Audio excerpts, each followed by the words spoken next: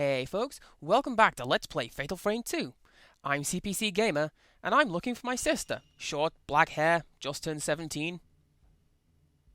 Okay, technically speaking I'm not, but I realized I... Hi?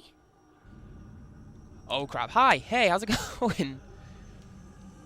I really wish this game wouldn't do that. I have a genuine and mortal fear of bad things being on the other side of doors and just waiting for me to open them, and yeah, that's not helping me with that. Also, what a terrible room for a curse. Look at this. I can't move in this place. So, yeah. Silent Hill gag. I can appreciate, I'm technically speaking, not looking for my sister anymore, but I didn't get to use the short black hair just turned 17 thing when I was looking for my sister, so I'm going to use it now. And apparently the game is giving me some manner of hilarious, appropriate punishment for it.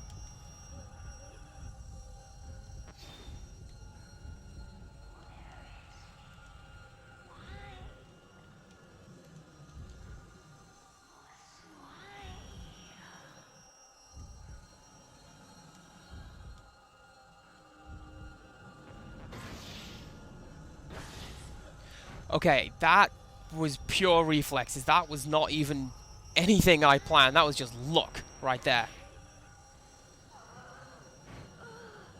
Okay, hopefully that's her done with forever. Except probably not.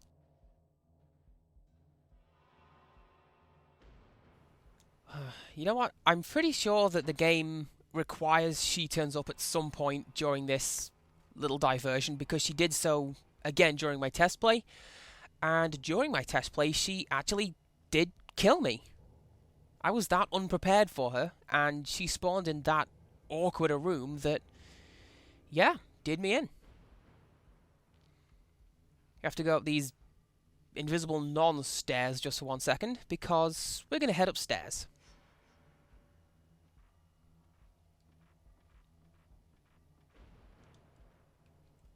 There's no plot items. I mean, obviously we've found the key required to unlock the cell that our sister's being trapped in, but... well, there's stuff to be had. Now, if only I can remember where.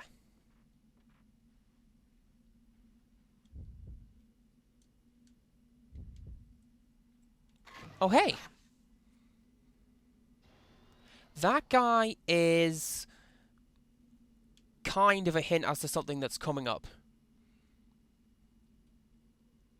We'll be getting to that shortly. But that kid does kind of lead us to a hidden spirit orb in this other room. How very useful.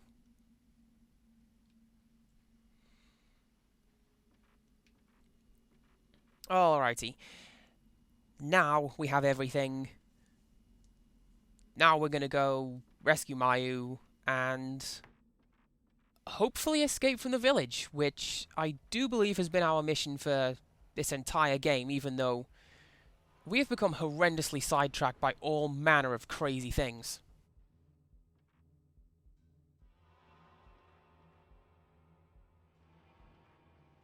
Now, if you'll excuse me, I'm just going to go and try something here.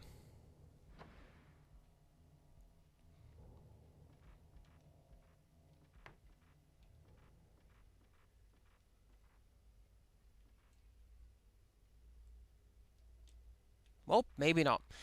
One of the guides that I read while I was sort of revising my Let's Play notes, just to make sure everything was done properly and all my stage notes were correct, one of the guides said that you get a special ghost if you go and try to save your game having gone upstairs and cleared out this house of ghosts, but I have never seen it, so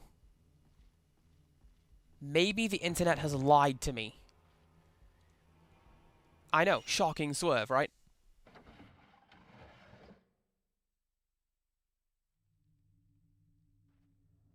Now, you'll want to walk for this part, he says, running around the corner.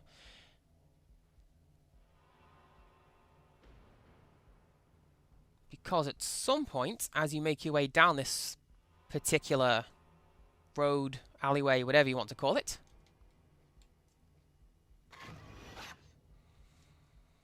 the crying girl is somebody we'll be meeting and becoming increasingly frustrated with really, really soon. But she gives you, if you get a good shot, 2,000 points, which is a ridiculous sum. So if this is your first playthrough, you will likely want to really try your hardest to get her. It's handy that there's a save lantern just inside the house, so you can, well, I say save state abuse. Save it and reload it if you don't get that girl.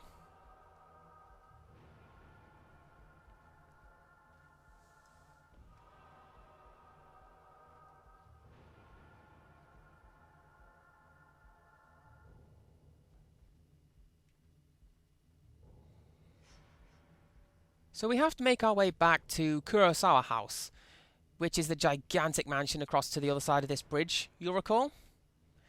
And the bridge, as always, sucks. While I really do hate to keep on harping on about it, I got to this point in my test playthrough, and it decided, you know what? I think we need to give you 2 villagers. And then another villager. And then the drowned woman. I mean, don't get me wrong, it did wonders for powering up my camera, but it was an absolute pain to have to go through a 3-round endurance fight like that.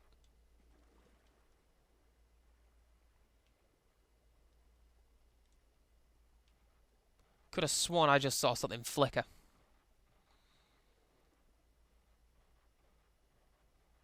That's one of the things that I really like about the Fatal Frame series, just with the slightest 2-frame hint of darkness.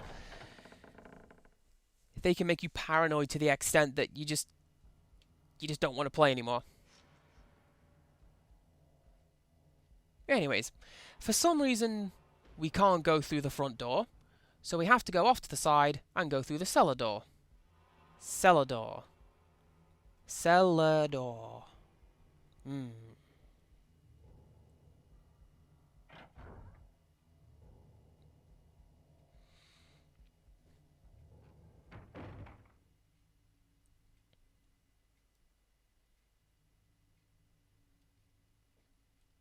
There is a reason for the convenient plot batteries at this point, and the game will explain it eventually. But for now, we are going to go into the camera, go back to the Type 90 film, and we're going to save. Now, I do apologise for doing this on camera, but, well, I'm fairly tempted to say what could possibly go wrong, but I know precisely what can go wrong, and precisely what is going to happen as soon as I go through this particular room here.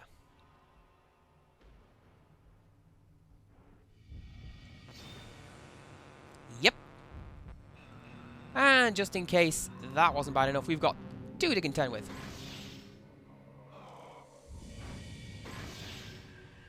Now, I got really lucky during my test playthrough of this. I managed to sort of tag team these guys.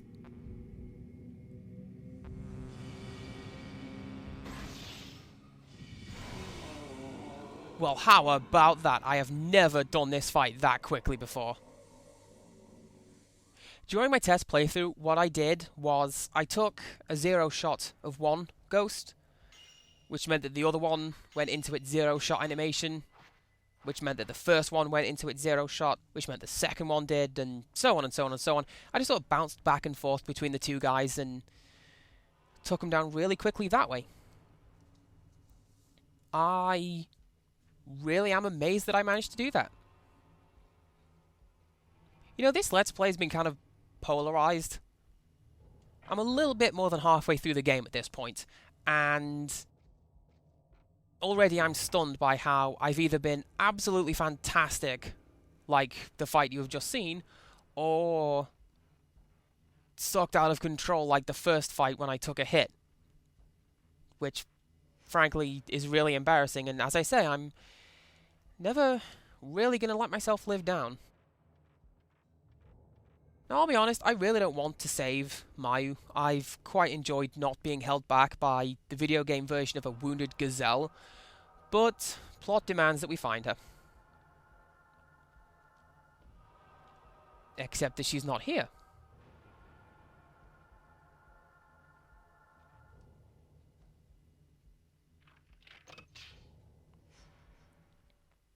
Maybe she's at the back?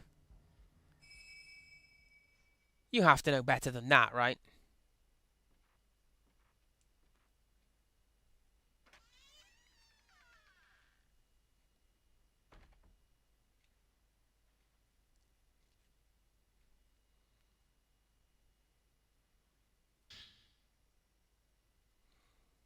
She was, well, helpful enough to leave us a note, which was nice of her.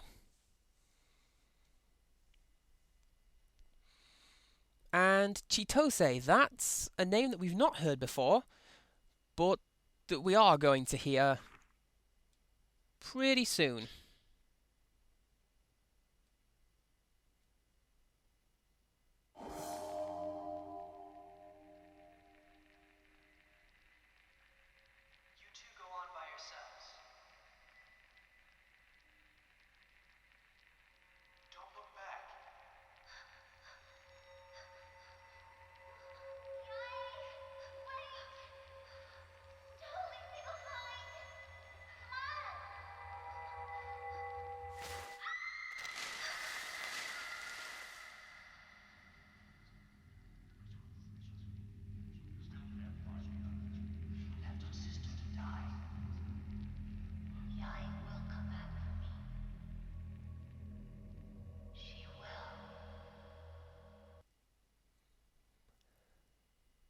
Given what we know of Yai's future, we can probably tell that no, she will probably not, in fact, come back for her sister.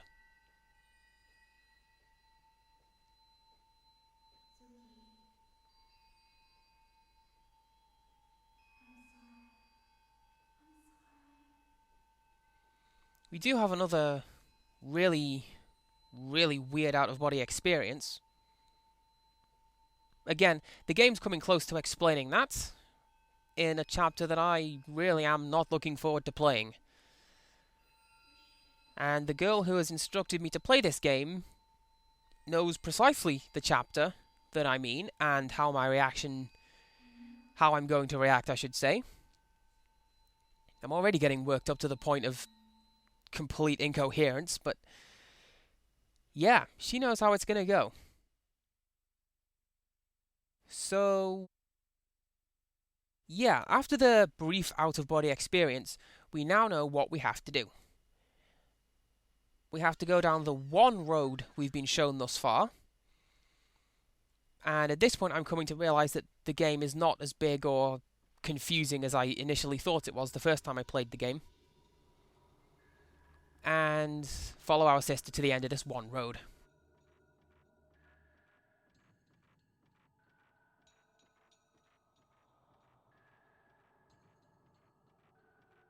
Now, thankfully, there are no spirits in the basement this time. Correction. There are meant to be no spirits in the basement this time. I'm pretty sure I've just jinxed myself by saying this is going to be a clear run.